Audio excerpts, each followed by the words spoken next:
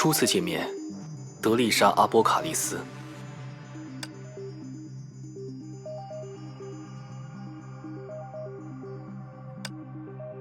谁？凯文·卡斯拉纳的影子，一个属于卡斯拉纳圣痕的人造意识。出于方便，你也可以简单叫我圣痕意志。圣痕的意志，我仿佛记得齐格飞曾说过。不对，为什么他会出现在我的梦境？出现在这一无所有的最深处？对我来说，这明明只是一个道听途说的存在。看来你不理解情势何以演变至此。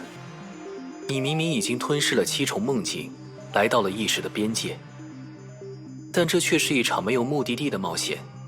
你仍未发现自己究竟为何会深陷于此。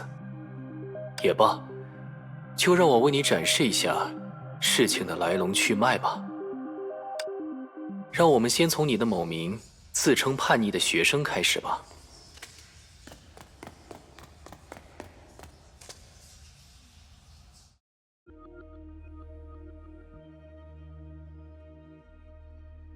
这是真正的凯文要启动圣痕计划，而雷电牙医不赞同他的做法，他放他离开，让他有机会去做自己认为正确的事。圣痕计划？没错，圣痕计划。事实上它已经开始，这也是为什么你会在靠近月球的休伯利安中被梦境俘虏，最终来到此地。这里距离卡斯拉纳圣痕空间的核心地带仅1步之遥，是真正的凯文曾经抛下的一片灰暗残影。不过比起这些，你想必更在意圣痕计划本身，对吧？如果你所言非虚，恐怕地球上已经有成千上万的人陷入了绝境，我该怎么离开这里？你需要通过我的考验，成为真正的圣痕觉醒者。那样一来，圣痕计划对你施加的禁锢自然会消失于无形。命运之子的圣所将为你打开，你将在那里平安度过这场世界的巨变。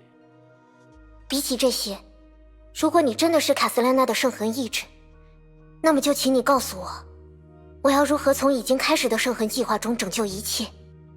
既然在你口中灾难已经发生，那你也应该明白，此刻我所需要的信息绝不是什么平安度过巨变。啊，你不必如此心急。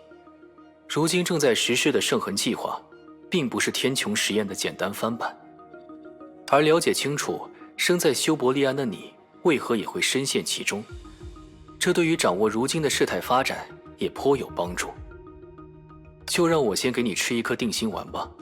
截至目前，地球上还没有哪怕一个人因为圣痕计划而真正失去性命。所以，别慌，我们还有时间了解清楚幕后所发生的一切。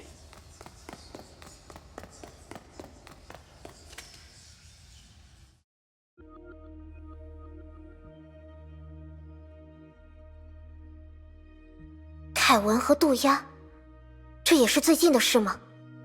等等，你为何会知道这些世界蛇的内部情况？我不是说过吗？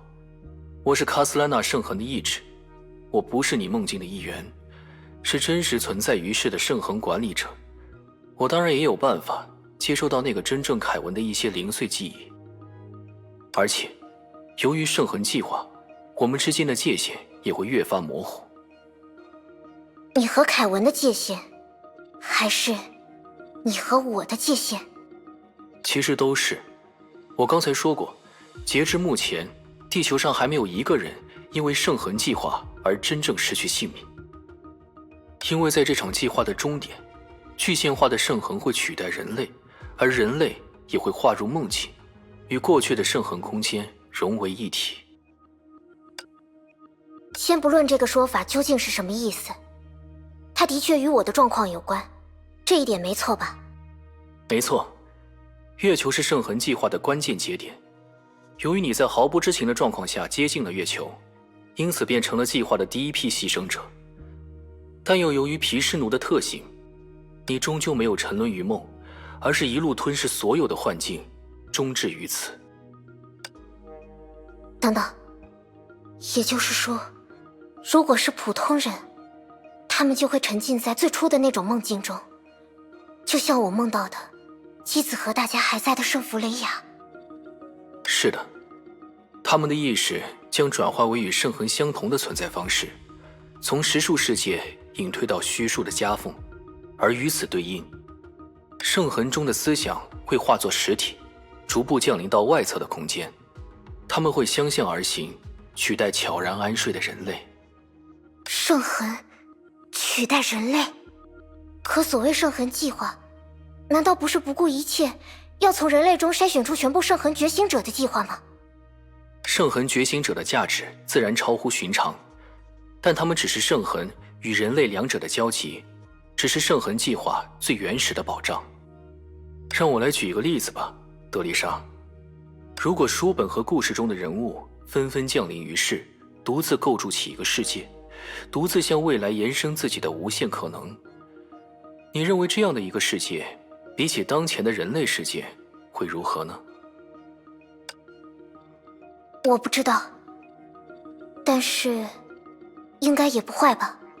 但如果我补充告诉你，书本和故事中的人物没有生老病死的痛苦，没有世界毁灭的危险，你还会觉得这仅仅是不坏而已吗？你难道是指……既然你猜到了什么，那就让我这样来总结吧。如果说天命的宗旨是找到正确的命运，而逆商的宗旨是反抗错误的命运，那么世界蛇的宗旨就在于超越命运本身。这三者或许并无高下之分，但正如人类历史上反复出现的那样，当彼此的目的不再相容时，正义与正义之间也就难免发生摩擦。所以，在世界蛇的那些人看来，因为圣痕计划可以确实的阻止中烟律者降临，所以其他一切代价就全都可以忽略不计，对吧？可能没有那么简单。就像我刚才提到的那样，如今的圣痕计划可以让圣痕取代人类的位置，他们会全盘继承人类已有的文明。这样一来，从行星的角度上讲，地球不仅什么都没有失去，反倒会迎来某种形式的升华。地球会升华？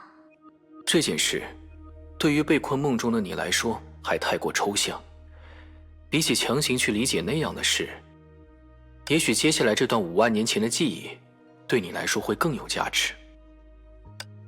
那也算是卡斯兰纳这个家族的起点之一吧。